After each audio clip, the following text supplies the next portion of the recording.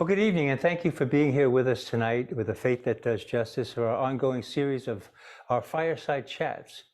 And I'd like to just explain a little bit about our organization before we get into our discussion this evening. A Faith That Does Justice is an organization that really seeks to raise consciousness about social issues that affect vulnerable people while reaching out at the same time to people in need. Our two largest programs really are our ESOL program, English for Speakers of Other Languages. We really concentrate on people recently arrived in this city of Boston and really try to help them with English skills so that they can function better in society and in the workplace as well. We also offer a program to mostly a Spanish-speaking community where we offer a community dinner each Saturday evening, which has really been very successful in terms of offering the idea of community to people who often find themselves when they arrive here somewhat isolated and looking for ways to engage people who would speak their own languages. So again, thank you for being here, and I'd like now to turn to our two invited guests tonight. We are very fortunate to have tonight two people who will help us look at and analyze to some extent the recent political elections, our midterm elections, which really have perplexed many people in terms of a nation somewhat divided. We've entitled the talk tonight, Finding Hope in a Fractured Political Society. And it's my pleasure to be able to introduce tonight Jane Swift, who is the former governor of Massachusetts, and Susan Tracy, who is the founder and president of the Strategy Group and a former member of the Massachusetts House of Representatives. So thank you both for being here. We're really delighted to have you. And I know we have an audience listening tonight, both from Boston as well as from other cities in this country or other parts of this country. So we're looking for a very interesting conversation, and I think we've invited the two best people to do that. So thank you very much. Thanks, Peter. So we'll get right off to it. And what I'm going to try and do is we'll talk mostly about national politics and the aftermath of this election and where are we, and ultimately ask the questions of, is there hope? Is there hope for us going forward, and is there something that people watching tonight might be able to do in their own lives to be able to advance the common cause, the common good of all of this country? So my first question is really the obvious. Many people feel very polarized, that we live in a society now politically, if not socially, where it's very difficult to talk to someone at times who might disagree with you politically. And in the world of politics itself, we feel very isolated. And a lot of people have this feeling that they've been cast to the side by the big interests, the money interests, the lobby groups, the ideological groups who have really expressed their own opinions and tried to capture candidates in their primaries that have had a major effect on our politics, and that, quite frankly, in the last week we've seen play out in the election of the Speaker of the House of Representatives. So let me just start by asking you both maybe to comment on this question of isolation, and is it real, and what are you experiencing from your own perspectives? Sure. Go ahead, Susan. Sure, I'll start. We talked a little bit about this for folks that out at home. Thank you for listening to us. We were talking a little bit just before we came on about the last couple of years, I think, have been hard on people. They've been isolated, they've been at home, they've been watching TV, they've been on the internet, as we've sort of all struggled through COVID. And I do think that has played a role in the polarization that we have. And I personally think it's the most polarized that I've ever seen it. Jane and I have been in politics for a long time. You know, we are in different parties, but we're not polarized. But it is the most polarized it's been. So I agree with people who feel frustrated by that. I'm going to say one stat that I think I find amazing. 83% of House races are decided in the primary, and 8% of the voting population votes in those primaries. I mean, that is a pretty staggering thing to think about. So if people feeling left out or feeling like they're not heard, I think that speaks to perhaps why it seems like, wow, who are these people and why are they like that? And the reality is it's because so few people both decide who is elected and so few people matter to those who get elected. Okay, we'll get more to it. Jane, what's your take on this? So there's no doubt that at the federal level, we're having really a national governing crisis. It's largely my party who has caused a great deal of the unrest, but it also, I think there are some of the extremes in my party that really tapped a feeling of distress by folks within our country who felt like they didn't have a voice. And so I would say a few things. I remember this book that Bill Clinton, I'm so old now, right? I remember presidents that were in office before my children were even born, but Bill Clinton wrote several decades ago about our mobile society where so many of us choose to live and work in places where everyone thinks the same way that we do and votes the same way that we do, which does maybe lead to this belief that it doesn't matter if you vote in a primary. So one of the things that I hope can be a silver lining and a hopeful outgrowth of COVID is there are some downsides that I'm sure we'll get into out of work from home and the ability to have flexibility about where you live and where you work, but there can be some positives to that. We see out in Western Mass where I live in many rural areas, a new energy and more people moving into those places who have jobs that before COVID you couldn't consider doing that work from a more remote area. Almost by definition, those are people with different experiences than what we generally have. And I think I said this before, I carry with me this sermon that was surprising, and hopefully my priest isn't watching, or any of the other priests that I've heard in the years, but you know, some Gospels become fairly predictable on what the sermon is, and there's the John verse about love one another, right? And it's at every wedding, and you think you know the priest on the day that that Gospel reading comes, but the priest this year quoted our Pope and talked about how you could use that love one another to think about how we relate to people who have differences. I love your talking about how the time and the place that we served in, people could have conversations, Absolutely, they could find common understanding. That comes from having conversations like we were having about my niece who went to the same pitching instruction place as your daughter. You have to find these points of commonality. And so one of the things, and I'll probably come back to this at the end, our priest challenged us, and I've been trying to do this, probably not always effectively, which is to listen for understanding rather than persuasion. And I think a lot of times when we meet people who vote differently, think differently, we approach a conversation about how am I going to change your mind? Sure. As opposed to why do you think that? Okay, well, thank you.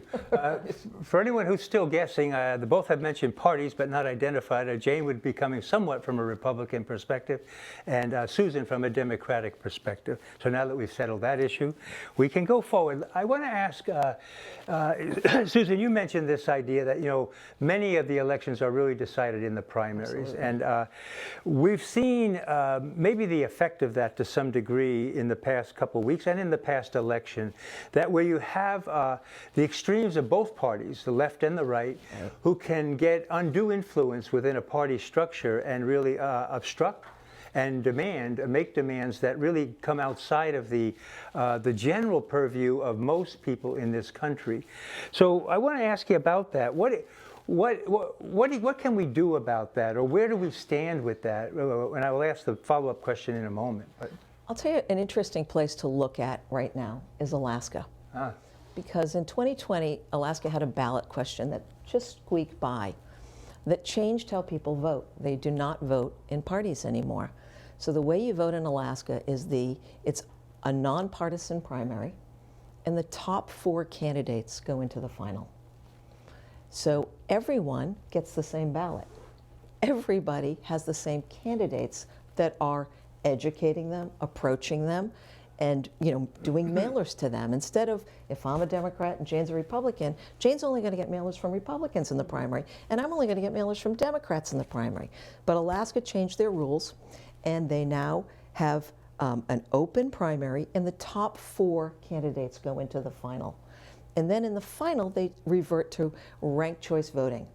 So what you find if you look at who won in Alaska, it was a Democratic congresswoman, a conservative Republican governor, and a moderate Republican senator, Murkowski Pallotta, I believe is her name, and I forget the governor's name, so sorry about that, Alaska. But I think that, so that's interesting, and obviously, as we know, Maine just did ranked choice as well. So I think that's an interesting thing to keep an eye on. Yeah. Massachusetts voted down ranked choice voting a couple of years ago, but that doesn't mean it's dead. But I thought it was really interesting. Keep an eye on Alaska. Yeah, and I think what I've read at least too, it does increase voter turnout, the ranked voting. So Jane, do you want to add anything to that? So I will tell you, I'm a convert. Some would call that flip-flopping, but I'm a convert.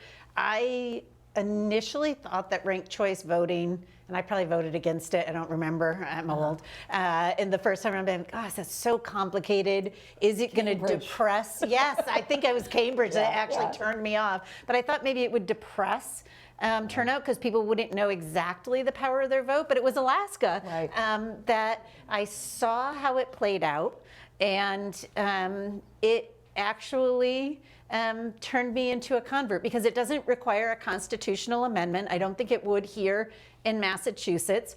And it required folks not just, because we have open primaries, so independents who are the biggest non-party party in Massachusetts can control the outcome, but they have to know where everybody else is going, right? Which primary are they going into? In this way, it's not just that you get the information in the mailer, but it's much harder. Now, I think it's much harder to figure out how to segment your vote into these narrow slices of issues. It will be interesting because I think technology and innovation has driven a lot of this. We can get so many insights around the behaviors and patterns of how people vote that were never available to us before. So I'm cautiously optimistic on ranked choice voting because over time, you may be able to get the segmentation again, but at least for now, everybody is open, right, to a potential second place vote. They might not be open for your first place vote, but you have to play to them for your second place vote. Okay, and you I'm have to speak to the entire electorate. You're not speaking to a small segment. You have to you speak to everyone who's coming out.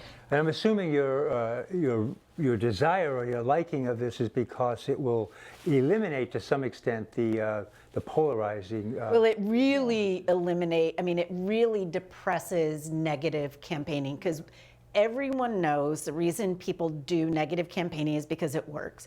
What they also know is it actually makes the person whose campaign does negative campaigning, it brings down your vote totals, but not as much as the other guys. That matters a lot in ranked choice voting. And so if you can bring down the negative attacks and appeal in a broader way and less narrow issues, I think there's something there.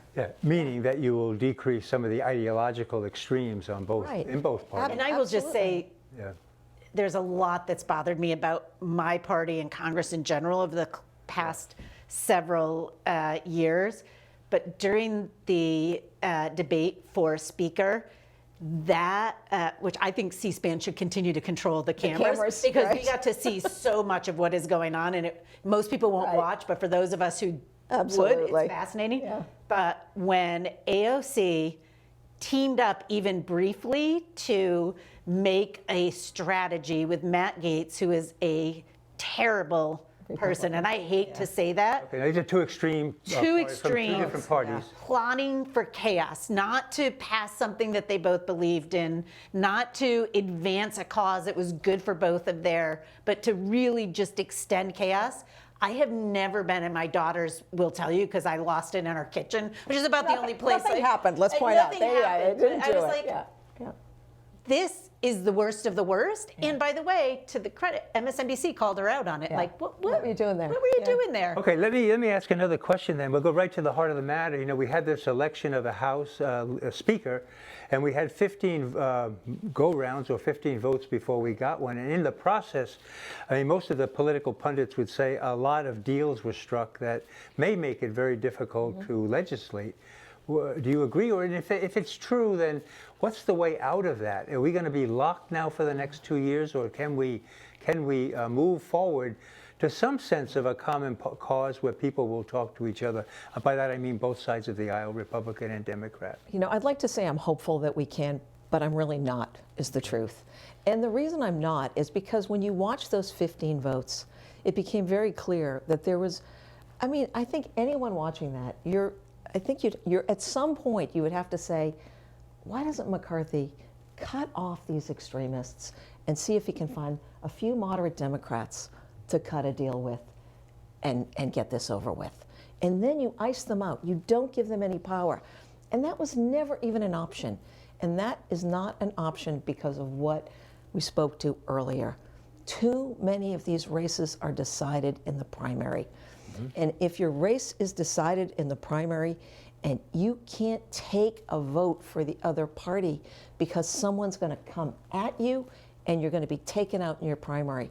And so I think the notion of, like I said, I think anyone watching, your normal reaction would be the moderates need to get together. The moderates need to assert themselves.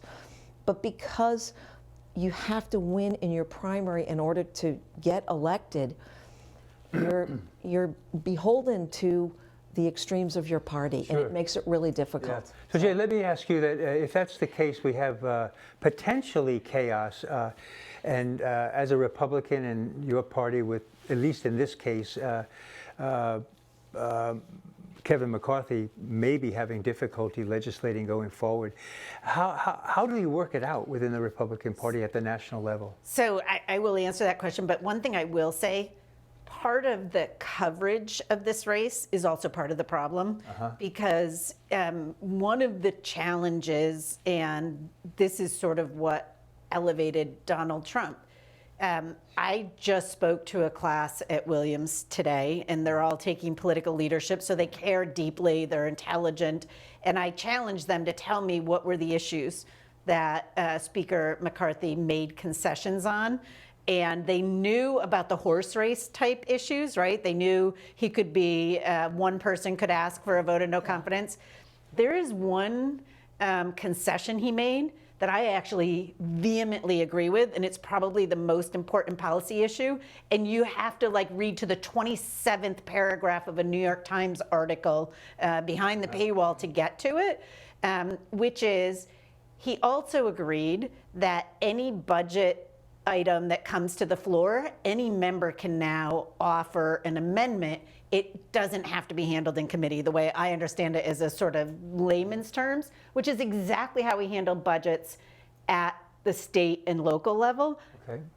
Now, I don't agree with how they got there or the people who pushed it, but that reform of budgeting, I think actually it's not worth the chaos. But I am sure it is one of the things that both parties are really fearful of, and it's something that we should actually applaud. For the first time in the last couple of weeks, our national deficit is now greater than our annual revenues. Okay. That is a tipping point that we aren't talking a lot about, and my only point is, part of our issue is the press, which is somewhat increasingly irrelevant, would rather cover the horse race than the really serious policy issues that we empower these folks to cover. And the most important issue that came out of that speaker's race is barely mentioned in any of the coverage. So I think, is it ungovernable? Maybe, but we also might find out who's voting to increase spending on bridges to nowhere. Okay. So that could be, but if they last that long. I was going to say. So, which he may not last that long, and they may undo that piece, but that's why you should give attention to it. So I'll play devil's advocate a little bit on that with you and say, my fear on some of those things that sound like good government is in a forum like that with the people that we see agitating, they will become ways to embarrass and spot people and force votes on things that they don't really care about, but they do it as a way to get someone on the record somewhere or embarrass people. And so I hear you, but I also know that given the makeup of some of the people who are driving this discussion. I would share that fear, but if we can reform the way that the federal government spends money, that is not a bad thing. Okay. And if people have to be accountable. In terms of the Republican Party, I mean, people ask me all the time why I'm still a Republican, and the truth is, if all the sane people leave, only the crazy people are left. Agreed, yeah. Okay. All right, let me switch gears a little bit. If we go back to October of 22, several months ago now, there was the talk that there would be this big red wave and a real overcoming by the Republican Party in Congress, and it didn't happen. Any insight from the Democrats? We now have a situation where we have a 1-vote majority in the Senate and I think a 5-vote majority in the House by the Republicans. Democrat on one side, Republican on the other. What accounts for that? Everyone seemed to be quite surprised in the end. I'll go back to something Jane said. I think the media was running after crazy polls that had no merit, that were extremely skewed and partisan, and they fanned the flames of those to suggest that there was a red wave, when I think if the kind of more mainstream and credible polls didn't show that to the degree, but they went after these, you know, kind of out there polls. So I think, you know, to your point, I think the press does like a horse race. They do like, oh my goodness, this is all changing. And I don't think it was really a reflection of the reality. And I also think, you know, I hate to bring him up, but I do think Trump, you know, played a role that was not positive for the Republican Party. He's an outsized figure that he does not reflect where the majority of people are. And in those races, we're talking about final elections, and probably the most interesting one to look at in a race that is clearly a red seat that should be elected was the Boebert race, where she squeaked into victory when she should have won handily. And in some ways that gave me some comfort that people really do pay attention to how they vote. And Jane, from a Republican perspective, do you think Trump has been diminished now as a result of the midterm elections? I think his power has been diminished. Whether or not that means he's totally gone away, I think is a question. I think a handful of things happen. First of all, this is not going to be popular with my Catholic friends and Catholic authorities, but the Supreme Court's decision on abortion, some of my most devout Catholic friends who are pro-life were even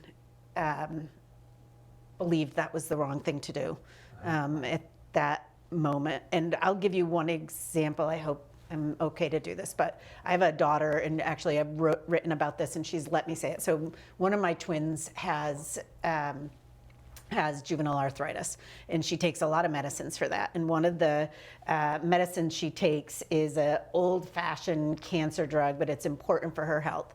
Well, unbeknownst to us, until this all happened, this drug can, in some cases, cause instantaneous abortion. That's not what it's for, but in some states now, you can no longer get this drug that's for an old-fashioned cancer drug and treats arthritis prescribed to you, because it could also be used to instigate an abortion. So it's not just that we're limiting healthcare to a very controversial, debated procedure, but here's a kid who already has to deal with more than most of us do, with pain, with meds, with doctor's visits.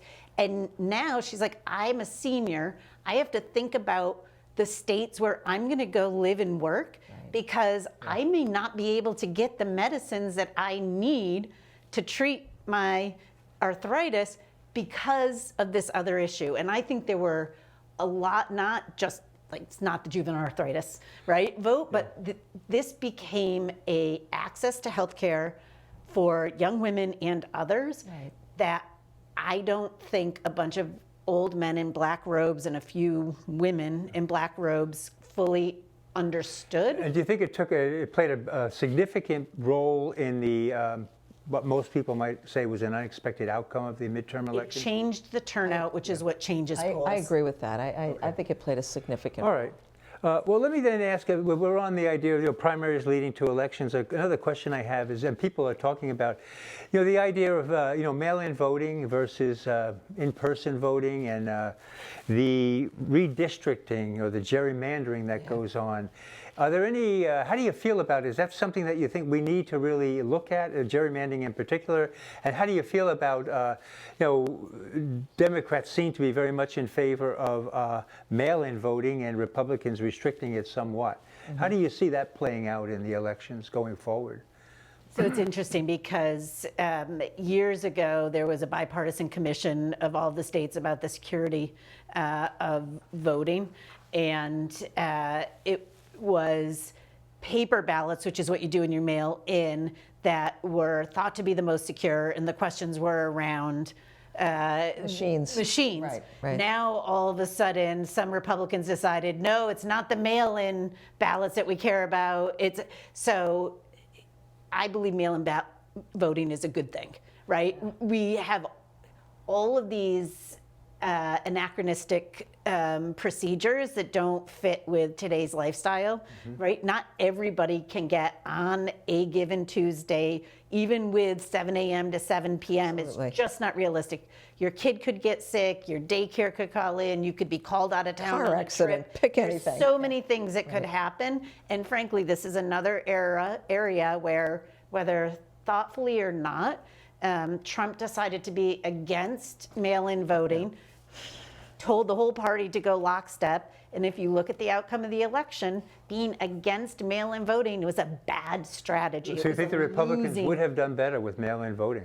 Had they told, I mean, I don't Who knows, believe Republicans would have voted mail-in to the same extent because of the demographic makeup, but telling people not to trust it and not to do it definitely cost you some votes. Okay, anything you want to add to that? Yeah, two things. Completely agree on mail-in voting. I have to say, I was someone who, always loved the experience of just going to the polls on election day, like going to get my ballot, feeding it through the machine, or in the olden days, clicking the switch and pulling the lever over. I loved it. And I always thought I'm always going to do that. I'm a convert. I absolutely love mail-in ballots. To your point, if you're away, it's the summer, maybe, you're coming back in September, maybe you don't want to come right home, you're away somewhere. It's so convenient. So I love it. I hope it's here to stay. I think it's really popular with people, and I think it works. On the gerrymandering front, I think gerrymandering is an issue. I think you saw that. I think North Carolina is an example where, was a very gerrymandered, state. Just explain gerrymandering in case someone doesn't quite understand it. So there are districts in a state. So Massachusetts has what? We have 10, I think, congressional districts. I think we may be down to 9. 9 or 10, I always forget. And you have 2 senators, right? So that's your electoral vote. The 9 plus 2 would be 11 if we have 11 votes. And then they're divided up geographically based upon the last census. So the census is every 10 years. So every 10 years you redistrict based upon population changes and shifts, and one area might grow, one area might decrease, the state might lose population. And so then you have to draw districts that reflect the 550,000 people or approximately per district that you need. And so when you draw those lines, you can draw them in a way that you scoop certain sets of voters into a district. Who has the power? The legislature in Massachusetts does it, but it's different in different states. But how it's done, and so that's what happens. So the lines are drawn, and they can assure that Republicans win and Democrats win in some seats, and you can change the balance of power in terms of who's elected. That may not really reflect the population of the state. And, I mean, to me, it's what explains how can you have a Republican governor in a state and no Republicans in Congress? Now, part of that is people vote differently based on their feelings about sending someone to Congress versus state level, but might go back to our primary issue too, where the candidates, who are come in. Okay. But, very nice. But there's one just example. So North Carolina was a state that was sort of gerrymandered against the Democrats. But an interesting case happened in New York, where New York agreed to have a commission do the districts. But then they set up a commission that had equal numbers of Dems and Republicans and a couple of independents. And guess what? The commission, I believe, came up with 2 maps, one that the Democrats liked, one that the Republicans liked. So it was a mess. So then it went to the legislature. The legislature has a supermajority of Democrats, and they came up with a nice district for Democrats, which went to the court. And the court threw it out. And they redid it. And in New York, this year, Republicans picked up 4 seats. That's the balance of power on the House. Wow. So Very it's pretty interesting. Yeah. Okay, I'm going to jump to another hot button topic that Boston is certainly involved in this. We've experienced it, where immigration. And we've had people being bused from the south up to the north. But on a larger issue too, how do we deal with the immigration issue in a way that is reasonable, but on the other hand also respects the dignity of people? And it's not an easy one to solve. I think everyone would agree with that.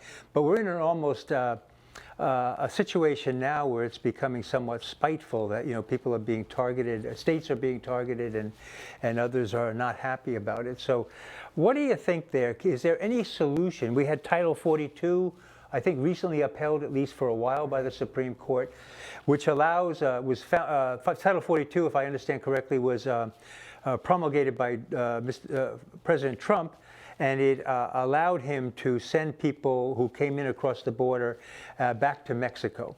And it has been held up, and I think the Democratic administration with President Biden wanted to do away with it, but the Supreme Court has at least held it for now. So what do we do? Where do we go from here with immigration? Boy, that's a tough question. Yeah. And what's interesting is I feel like how many times have we had a bipartisan group come together and have a deal? They say, well, we got a deal on immigration, and it can never get passed. It completely stumps me. I honestly, my simple answer is I don't know how we solve it, but I will tell you how we don't solve it, and that's by putting immigrants on a bus on Christmas Eve and sending them as a I don't know, like not even people, a prop to the vice president's house on Christmas Eve and dropping them off there. To your point, I mean, as long as we approach this with so much disdain and just horrible treatment of people, I don't know how you get to a better place. But I find it just appalling that happened. I mean, we can talk about the vineyard too, but the Christmas Eve one, it was like, wow, you have to be a pretty awful person to think that is a good thing to do. So one of the things I can never get over is a pro-choice Republican Catholic, which at times has been reason most of the time I was in public office, I didn't talk a lot about my faith because I wanted to protect it, right? It was so important to me, but it's always just boggled my mind that people could personally call themselves pro-life, but not respect all life. Yeah. And one of the things I'm going to say when we get to the end, so maybe I'm going to step on my own lines, but as we see all these national crises, and immigration is one, there's a national caregiving crisis, there's a national governing crisis, there's a national education crisis. I think in general, it speaks to me that solutions are going to come at the state and local level, and it's a time for public sector or faith-based leadership. And immigration, I have gotten a little better look at because one of my daughters has a boyfriend who is not a US citizen, but he was educated here. And I've gotten a little tiny look, and I will tell you, there is a huge role for the private sector. So many folks in the private sector who scream and yell about shortages in labor, shortages in, and want more immigration are themselves part of the problem. What changed under Trump that has not been fixed and is exacerbated by the private sector is a terrible approach toward legal immigrants. So there are young people in this country with the authorization to work here, and almost every large corporation in the United States will not allow legally authorized non-US citizens to apply to their jobs, no matter what their credentials. Go look at any posting for a job, and there's this little, and I only know because I helped with a job search, and it basically says, do not apply if you today or at any point in the future will need work authorization or sponsorship. So if you're a person who cares about bringing more legal immigrants and folks who are educated immigrants or any kind of immigrant who's coming here, because a lot of times what you hear is, well, what about all the legal immigrants? Well, we have a broken legal immigration system, and the private sector is hugely culpable in it. So let's start there. Right. Let's have those folks start sort of putting their money where their mouth is, hiring people who are legally able to work here. There used to be, as I understand it, a fairly robust day labor ability for people to go across the border back and forth to fulfill some of our needs. Because listen, I had 3 kids. I am not culpable here, but as a country, we're not having enough children. And so we need legal immigration. And so I think we should fix our legal immigration system first. And I think our business community and folks at our border could start there. And that should be easier to fix. And I don't know why we haven't. Why the Biden administration hasn't fixed the legal immigration stuff that Trump did that was nonsensical, highly educated, qualified legal immigration is beyond me. I have no answer to that. I mean, I think we can sit and talk about gerrymandering or ranked choice voting. Immigration is mind-boggling. But fix the legal part first. Like, get more legal people. We have all these workforce shortages, right? So that would help. Okay. Well, I want to make a big switch now from national to local as we're getting a little bit close on time. But I want to ask you too, how does this the national scene play out at the local level? And I don't mean just Massachusetts. Maybe you can speak more generally.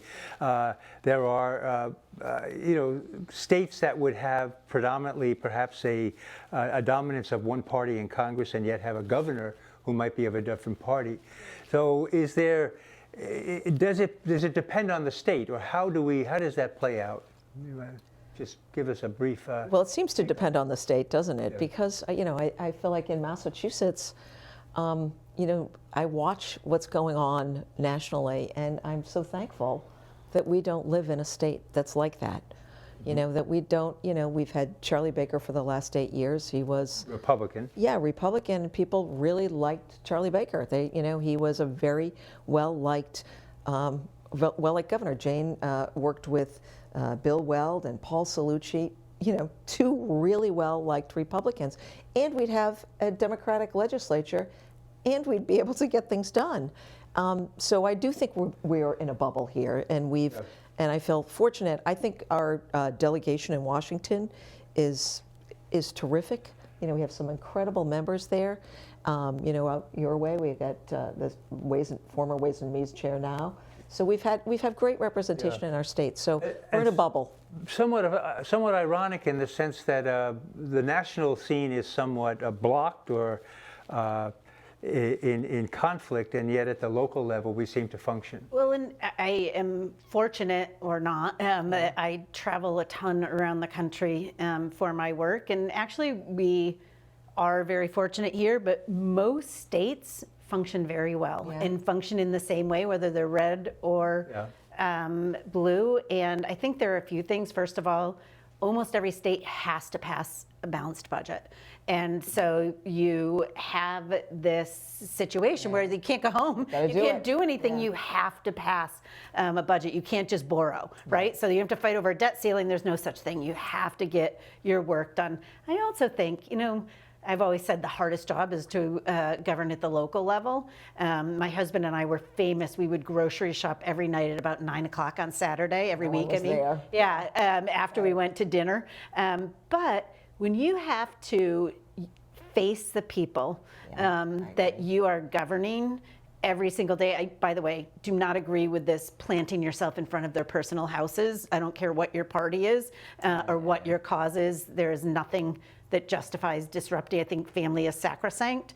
So that I don't agree with. But when you have to look in the eye of folks, I wrote when I was leaving office about this really heart-wrenching interaction I had with a young woman who was bagging my groceries, who had had a terrible accident and was in a very bad way, and a tough decision I had had to make on a budget issue. And I think I did the right thing, but it wasn't the right thing for her personally. It was the right thing for the state. And she called me on it as I was, checking out a Stop and Shop.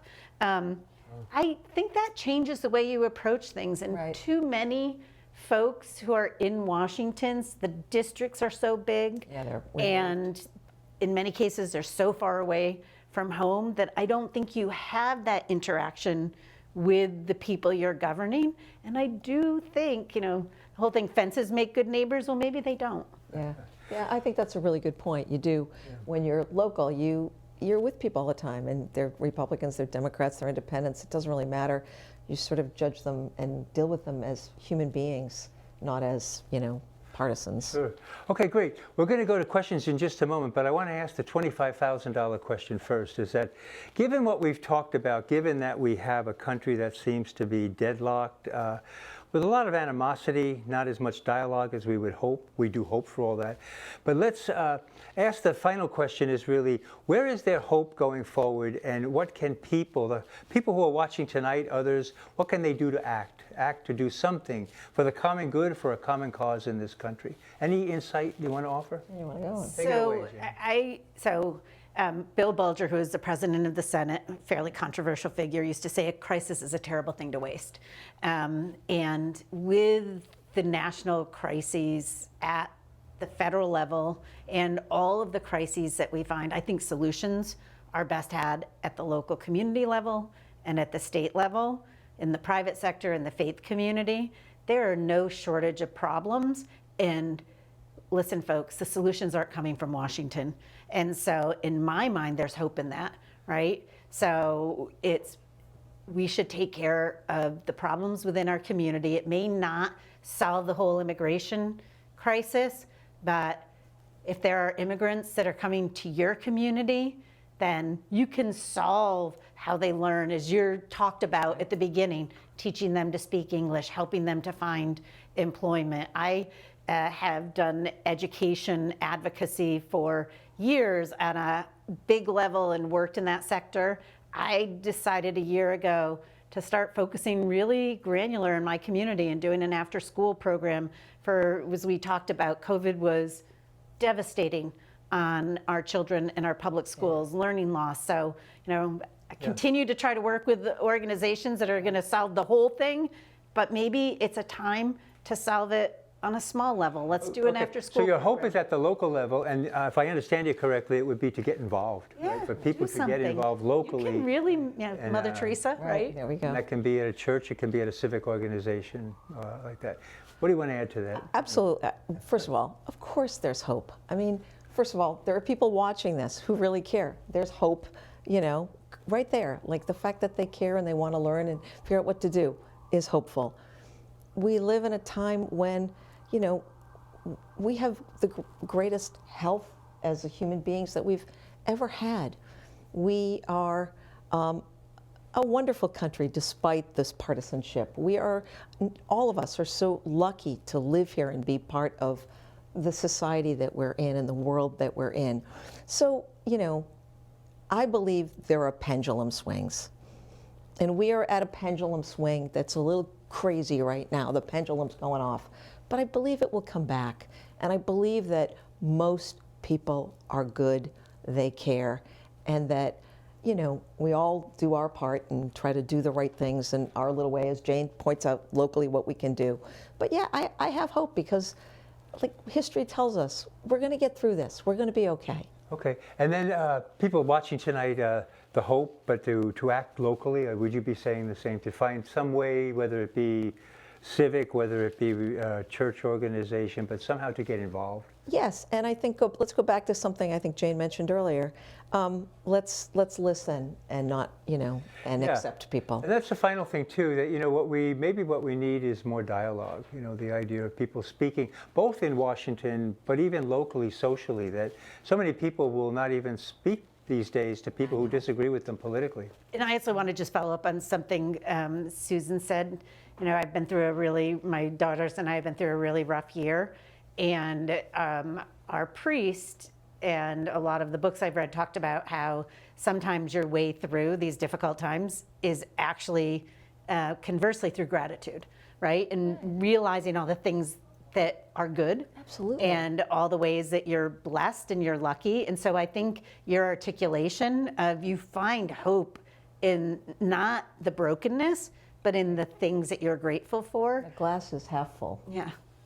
Okay, very nice. Nice way to end. So let's see if we have any questions that we might be able to try and stump you with.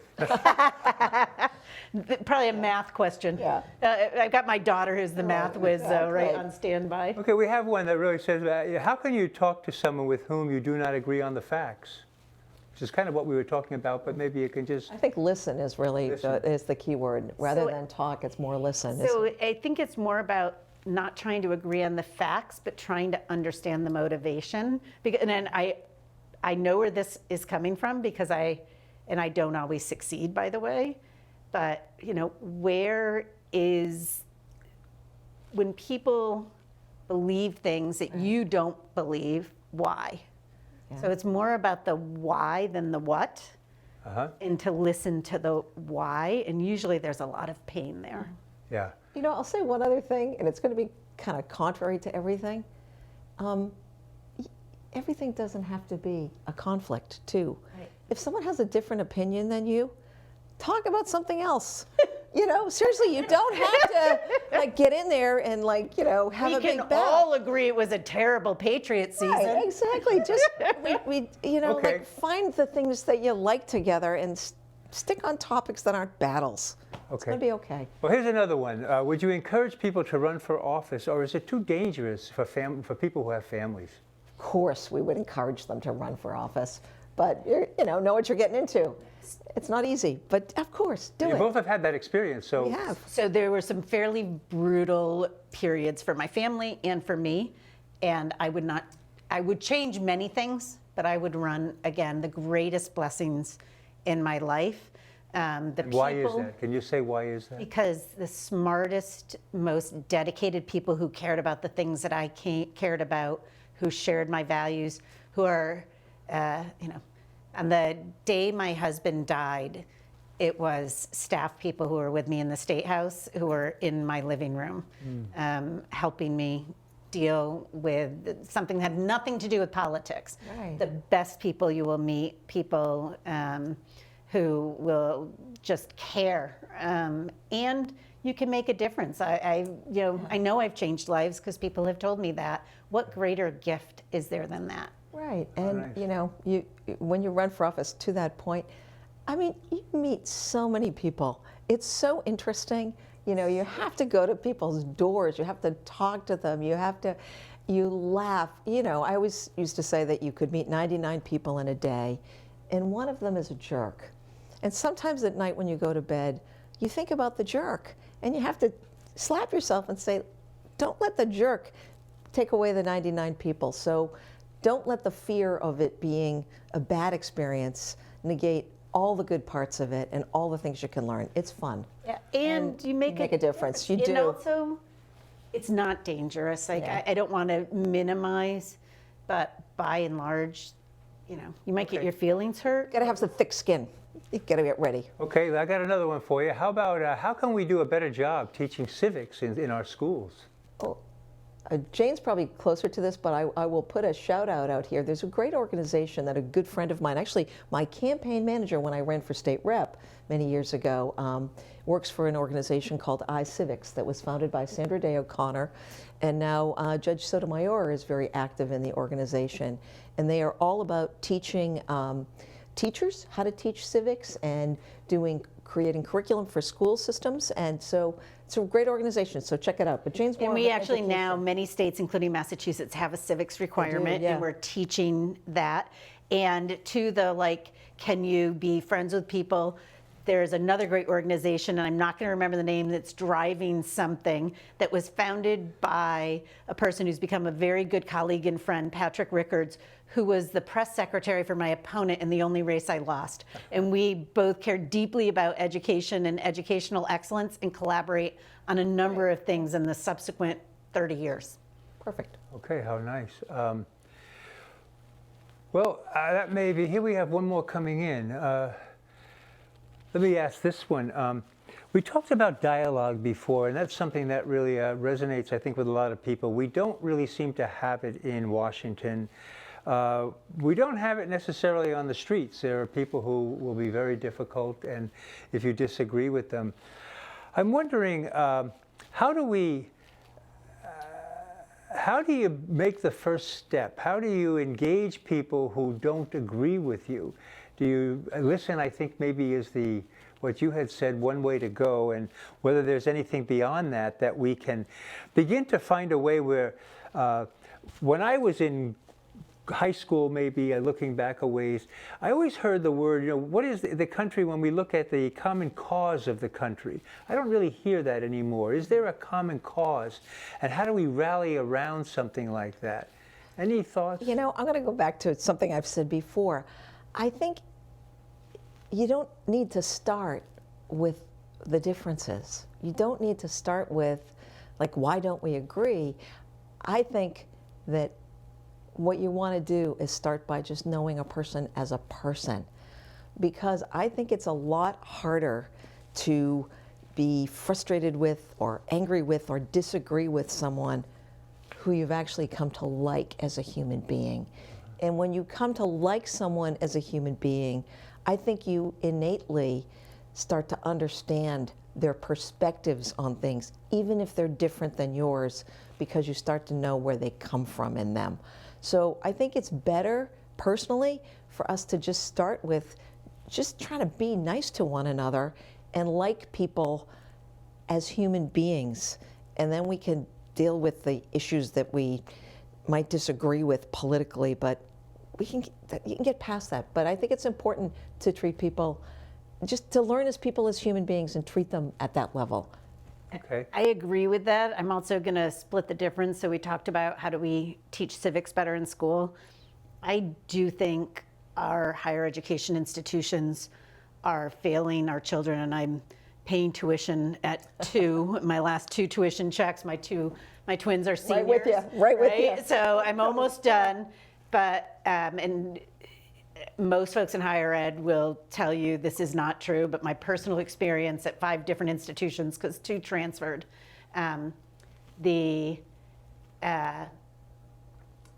inability of our higher education institutions to encourage and teach how to have respectful debate of difference, to raise issues and talk about ideas that may not be universally held is, I think, actually one of the big challenges that we have as a society. And I know this is a little bit, sounds like red meat of Republicans, but it's real. I was at Williams College this morning, and this is what always happens.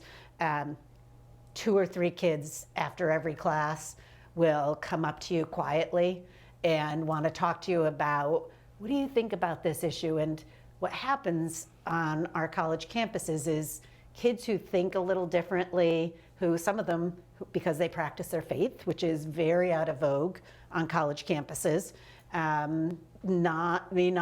very few of them are Republicans, but even if you're not a liberal Democrat, if you don't, 5 years ago or 4 years ago, if you didn't believe in abolishing police, there's just so many issues.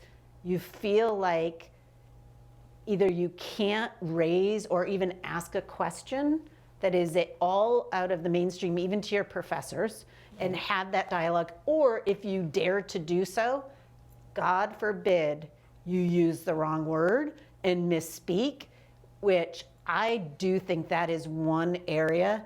And I applaud MIT, which I think just went through a pretty thorough issue of looking at how they were and were not supporting free speech, but I think it's broader than that. And if we're not having these dialogues in our institutions of higher learning, then we're never going to be able to facilitate them out in the general public. If our most educated individuals can't tolerate different ideas, then that's problematic. And I do think there's a real issue there. I'm going to get hate mail. Yeah, Okay. it's okay.